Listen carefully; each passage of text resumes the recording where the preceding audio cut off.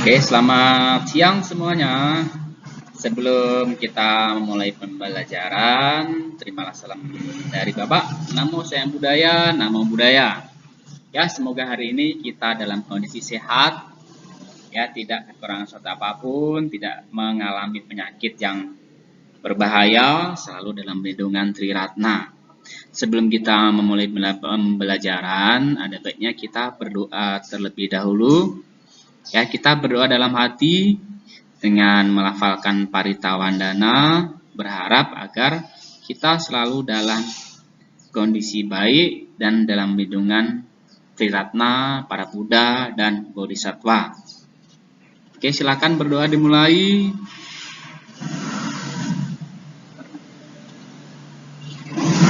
Berdoa selesai.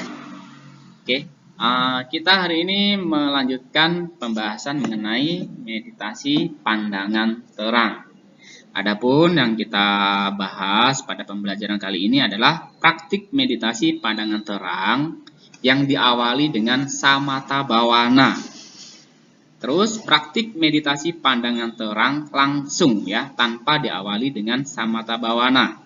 Yang ketiga adalah manfaat meditasi. Inilah yang akan kita pelajari. Ya, mari kita sama-sama mempelajarinya di slide berikutnya.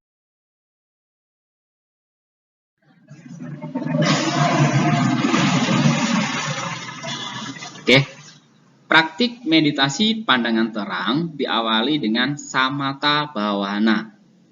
Jadi kita tahu bahwa untuk melaksanakan praktik meditasi pandangan terang, ya, kita harus memiliki pikiran yang terpusat terlebih dahulu agar kita bisa lebih mendalami pelaksanaan meditasi pandangan terang, ya, agar lebih fokus, ya, agar kekuatan pikiran lebih meningkat. Nih, jadi dalam meditasi samatha bhavana ada objek meditasi yang sering dipakai, ya, sebelum kita melanjutkan ke meditasi pandangan terang, yaitu meditasi pernafasan.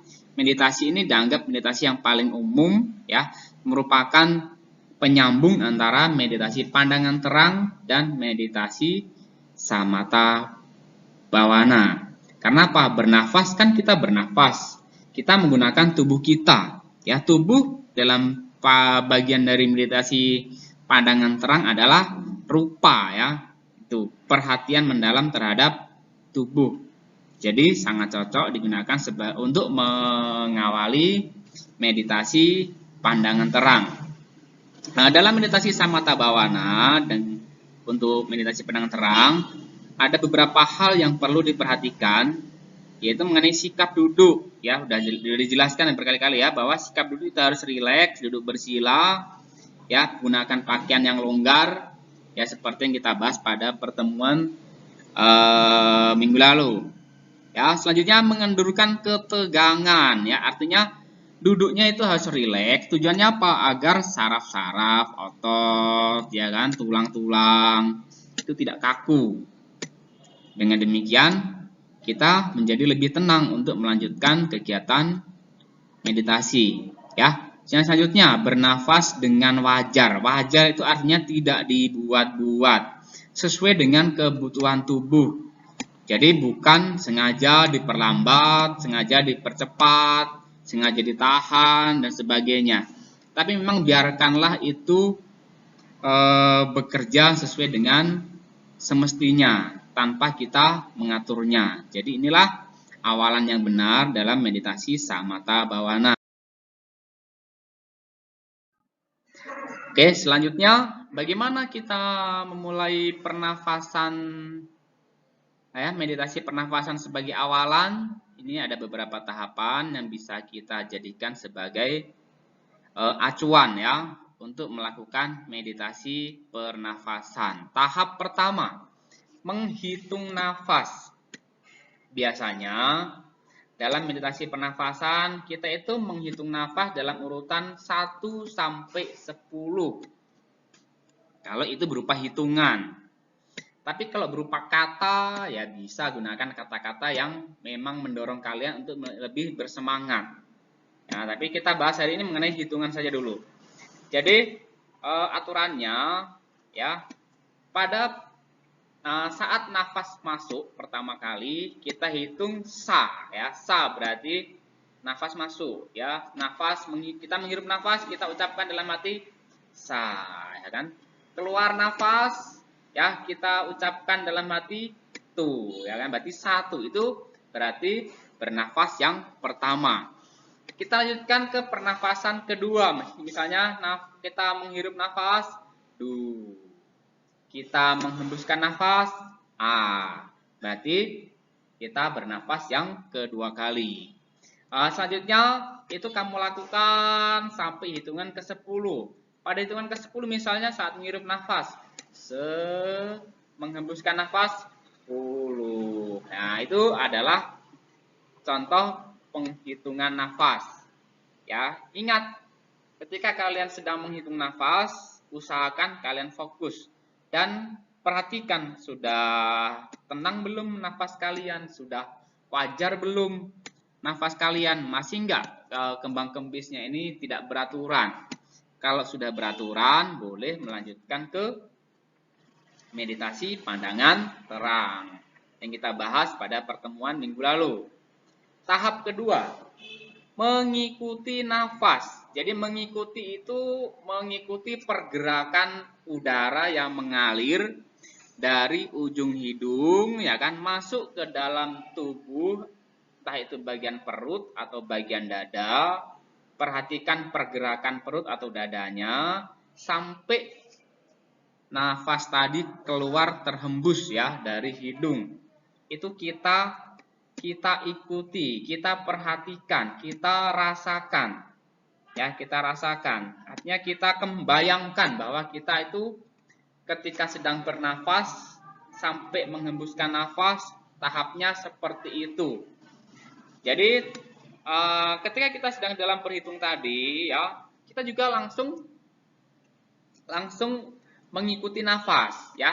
Sa ya kan, perhatikan perjalanan nafas, perjalanan udara dari perut atau dada sampai keluar lagi a ya. Satu ya, tu itu keluar ya. Keluar itu tu.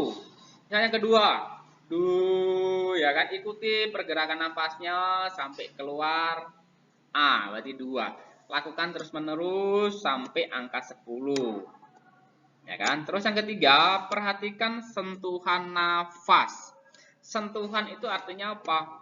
Ketika udara masuk dari lubang hidung, rasakan bagaimana kekuatan udara ketika masuk. Ya, rasakan bagaimana kulit dari hidung kita itu merasakan udara masuk. Kemudian rasakan juga ya bagaimana dia mengalir melalui tenggorokan ya, kemudian masuk ke perut atau ke dada ya. Perhatikan pergerakan udara tadi ya. Kemudian perhatikan diafragma dari tubuh kita atau perut kita ketika sedang menarik nafas, bagaimana perut kita atau bagaimana dada kita, apakah dia mengembang atau mengempis ya sampai udara itu keluar ya, diperhatikan. Yang keempat, menenangkan nafas.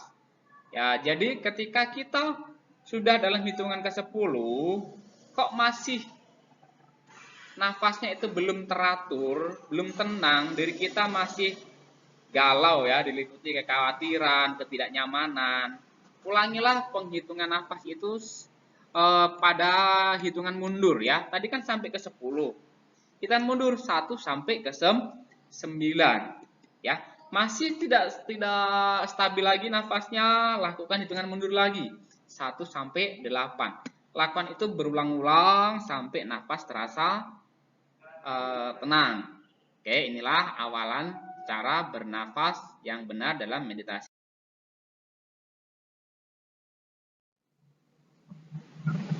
Oke, praktek meditasi pandangan terang langsung tanpa diawali dengan samatha bhavana.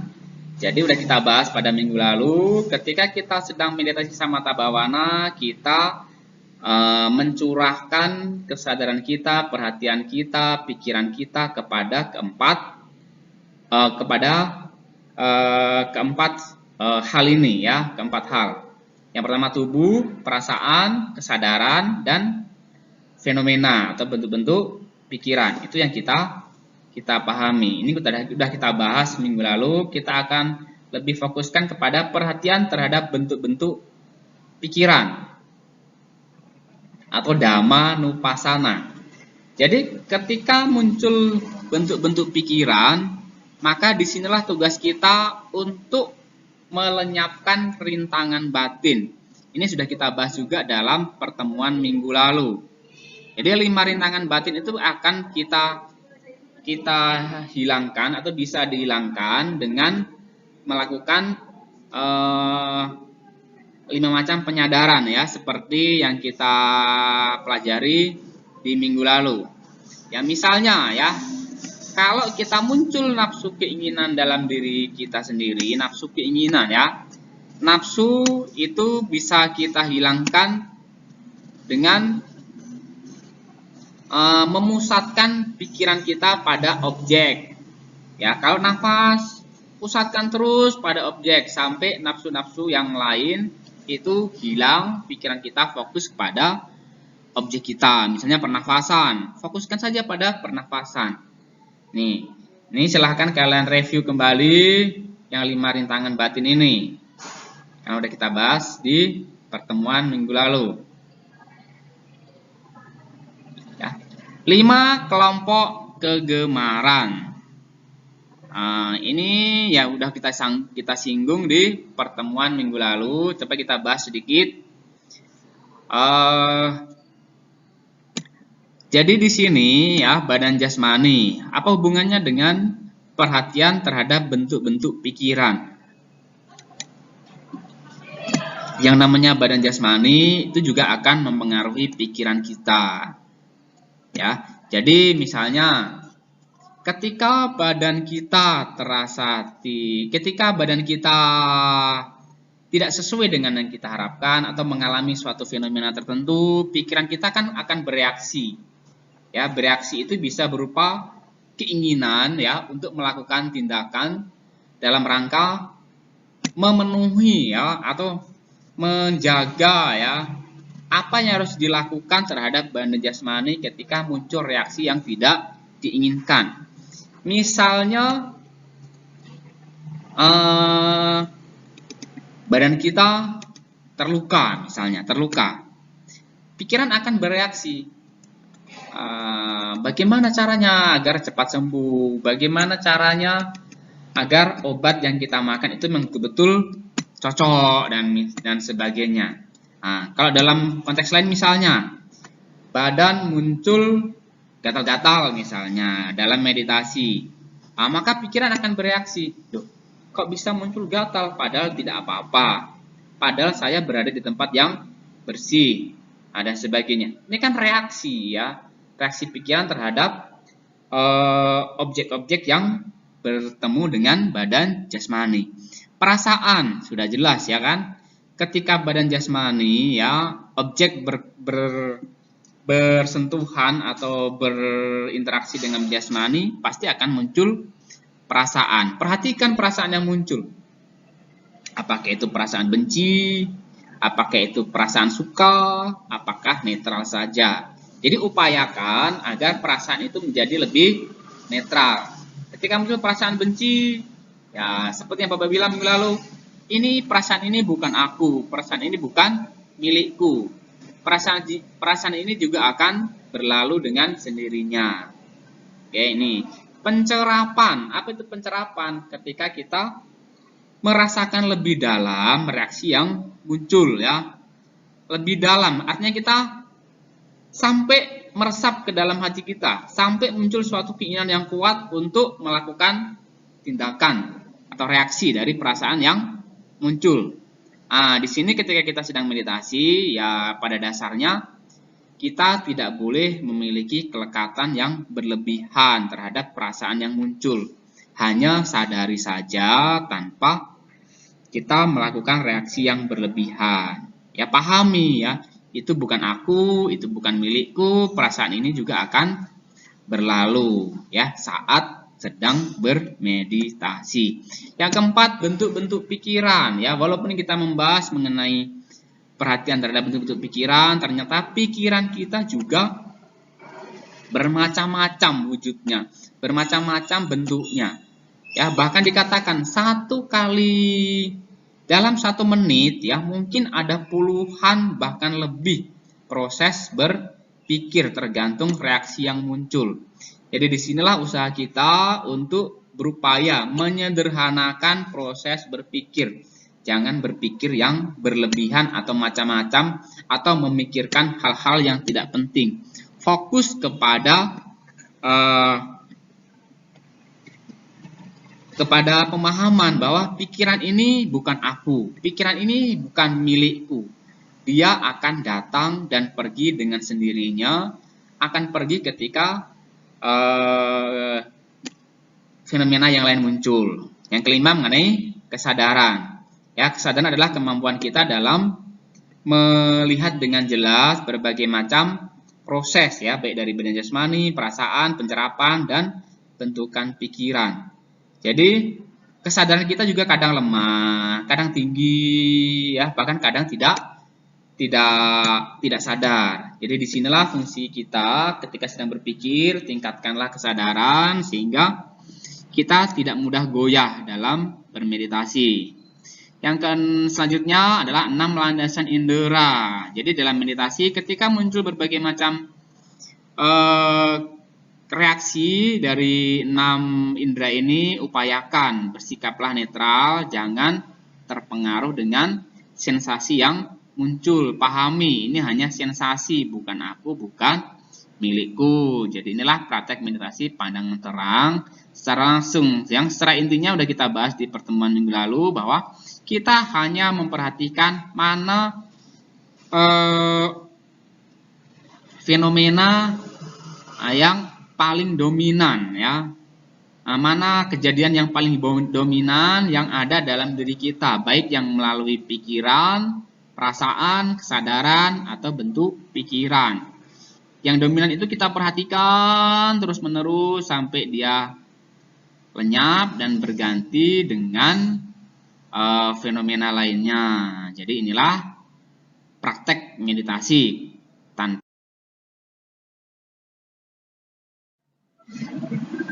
Oke, posisi dasar meditasi pandangan terang. Jadi pada dasarnya posisi ini merupakan kebiasaan-kebiasaan yang kita lakukan. Ini sering kita lakukan dalam kehidupan sehari-hari. Ada 4 macam posisi yang sering kita lakukan. Ya, pertama duduk. Jadi dalam meditasi pandangan terang, posisi duduk kita harus serileks mungkin, tegak, ya, tidak kaku, ya. Ini ada beberapa posisi yang bisa kita contoh, ya, tegak, tidak kaku, bersila, ya, kepala tidak miring, ya, badan tidak membungkuk atau mendongak. Ini cara duduk yang benar. Berbaring, ya. Berbaring itu menghadap ke arah kanan ya, tidak boleh menghadap ke arah kiri. Tujuannya menjaga organ tubuh tetap bekerja dengan baik. Atau terlentang. Kalau terlentang itu mata kaki saling bersentuhan, telapak tangan dihadapkan ke bawah. Ya, bantalnya ya kalau bisa malah tidak perlu pakai bantal ketika meditasi. Ya, rasakan sensasi yang muncul. Nah, ini ketika meditasi dengan cara berbaring ini ternyata efektif dalam mengobati berbagai macam penyakit. Ya, bisa kalian praktekkan. Tapi syaratnya minimal 2 jam.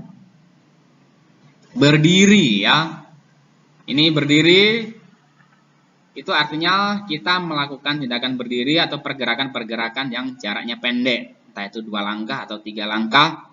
Kemudian dilakukan berulang-ulang, bolak-balik, itu namanya berdiri. Perhatikan pergerakan kakinya, ya rasakan sentuhan kaki atau ketika kaki sedang naik, perhatikan dan rasakan.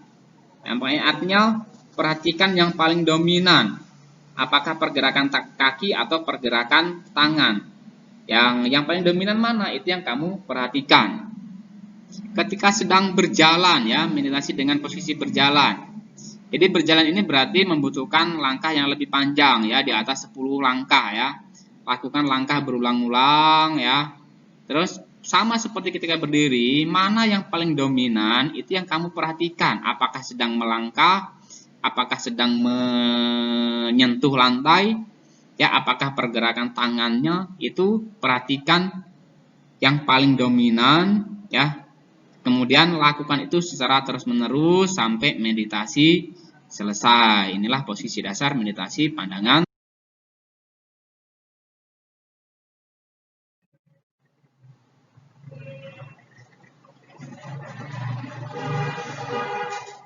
Selanjutnya kita akan mempelajari manfaat meditasi ya. Ada beberapa manfaat mengenai meditasi, yaitu manfaat secara umum dan manfaat secara khusus. Ya, apa itu manfaat secara umum? Yang pertama, meditasi memudahkan berkonsentrasi. Jadi dengan meditasi, pikiran kita kan menjadi lebih sederhana. Kita hanya berkonsentrasi pada hal-hal yang penting saja, sehingga lebih mudah terpusat. Kan? Yang kedua, meditasi memberikan ketenangan. Ini sudah pasti. Semakin sederhana pikiran kita, maka kita akan semakin tenang. Dan pada dasarnya meditasi kan memunculkan hal-hal yang sifatnya positif. Maka ketenangan akan kita dapatkan. Karena kalau yang namanya hal-hal negatif itu biasanya membawa pada ketakutan dan kekhawatiran. Ketiga, meditasi lebih mengenal diri kita sendiri dan sesama.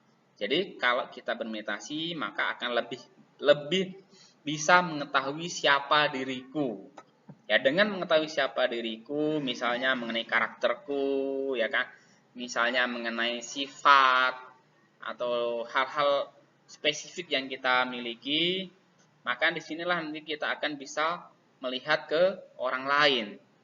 Berarti kalau kondisi hal seperti ini karena ini, maka orang lain pun mirip ya, juga mungkin seperti itu. Sehingga dalam bertindak kita lebih berhati-hati baik terhadap diri sendiri ataupun terhadap sesama. Selanjutnya, meditasi lebih mudah mengendalikan emosi atau kemarahan. Ini sudah pasti. Karena ketika sedang meditasi, kita memunculkan hal-hal yang positif. Ya, sehingga hormon-hormon itu bisa bekerja dengan lebih normal, ya, tidak terlalu berlebihan, sehingga kita lebih terkontrol emosi dan kemarahan kita. Meditasi akan membuat badan menjadi lebih sehat. Ini juga udah pasti. Karena apa? Badan yang rileks, ya, badan yang tenang, pikiran yang tenang akan membantu tubuh untuk lebih menyehatkan dirinya lagi. Jadi ada sinkronisasi antara pikiran dengan badan jasmani. Ada pepatah ya, di dalam tubuh yang sehat terhadap jiwa yang sehat juga. Tapi yang penting-penting kan jiwanya dulu ya, harus sehat, baru badannya sehat juga. Meditasi mengikis kesombongan. Ini udah jelas. Karena dengan menyadari bahwa inilah aku, ternyata aku adalah seperti ini ya. Aku adalah suatu proses, maka kita tidak bisa menjadi sombong. Karena kelebihan yang kita miliki bisa jadi akan hilang atau berganti dengan yang lainnya. Mungkin orang lain akan menjadi lebih baik dari diri kita. Maka kita harus lebih mawas diri. Ini beberapa manfaat secara umum. Ya, kita lanjutkan secara khusus. Bisa bagi pelajar, bagi kalian sendiri, kalau bermeditasi maka ingatannya akan lebih kuat. Bagi orang yang kaya, ketika sering bermeditasi, maka dia menjadi orang yang tidak melekat dengan kekayaan, bisa menggunakan kekayaan untuk hal-hal yang positif.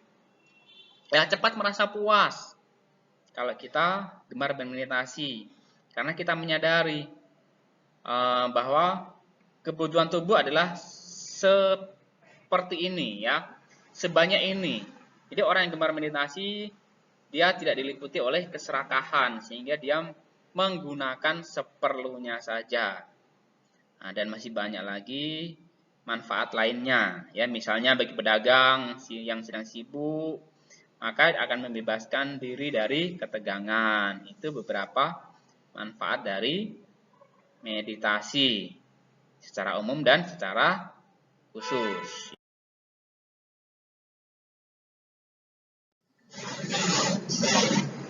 Nah, ini ada beberapa pengetahuan dari pelaksanaan meditasi.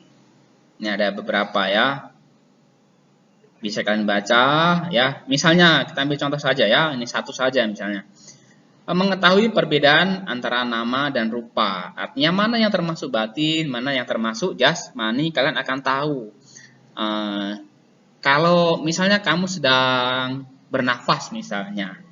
Nah, proses bernafas, ketika nafas masuk dari hidung sampai perut dan keluar lagi, ya, kemudian bersentuhan dengan organ-organ tubuh, maka itu adalah rupa. Tapi ketika kita sedang merasakan reaksi dari nafas tadi, ada rasa berat, ringan, rasa tidak nyaman, itu adalah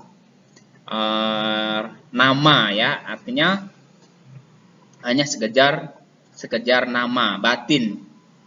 Itu contoh-contohnya seperti itu. Yang lain-lainnya bisa kalian pelajari.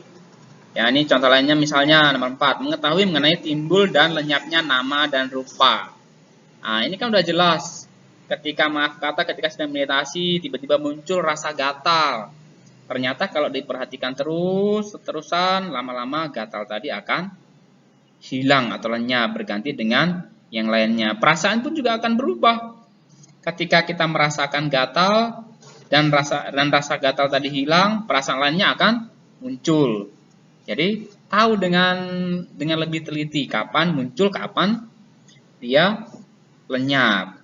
Nah, dan masih yang lainnya. Kita ambil contoh lain misalnya. Pengetahuan mengenai penglihatan akan jalan menuju kebebasan. Nah, ini udah jelas ya. Misalnya kalau kita terbiasa untuk fokus, kemudian menerima, tenang, maka lama-lama pikiran kita menjadi lebih ringan, ya, kemudian lebih sederhana, kemudian kita akan dengan gampang menganalogikan, ya, membentuk suatu hukum sebab akibat, dan disitulah akan muncul namanya pengetahuan. Ya, pengetahuan itulah dasar bagi kita untuk lebih meningkatkan diri ke arah yang lebih baik. Ya, nih contohnya misalnya seperti ini. Berhubungan dengan makanan. Bagi mereka yang jarang bermeditasi mungkin lebih mengutamakan makanan yang enak. Ya kan? Kalau makanan enak mungkin lebih banyak makan. Ya kan? Tapi mereka yang rajin bermeditasi setelah mengetahui oh ternyata kebutuhan tubuh akan makan adalah seperti ini, bentuknya seperti ini. Ya kan? Maka mereka menjadi orang yang tidak serakah. Ya, tidak serakah. Mereka hanya makan secukupnya. Tidak peduli seberapa banyak makanan yang disediakan, senikmat apa rasanya, maka dia hanya makan sesuai dengan kebutuhan. Lain halnya dengan mereka yang jarang bermeditasi, serakahnya tinggi, mungkin mereka akan mengambil kesempatan. Oh, ada makanan enak, maka ambil sebanyak-banyaknya. Tapi ketika makanan tidak enak, timbul perasaan benci, menggerutu, makanannya seperti ini, tidak enak, rugi saya datang kemari. Itulah perbedaan. Jadi mengetahui jalan menuju pembebasan. Yang lainnya bisa kalian cari sendiri ya mengenai hukum sebab musababnya.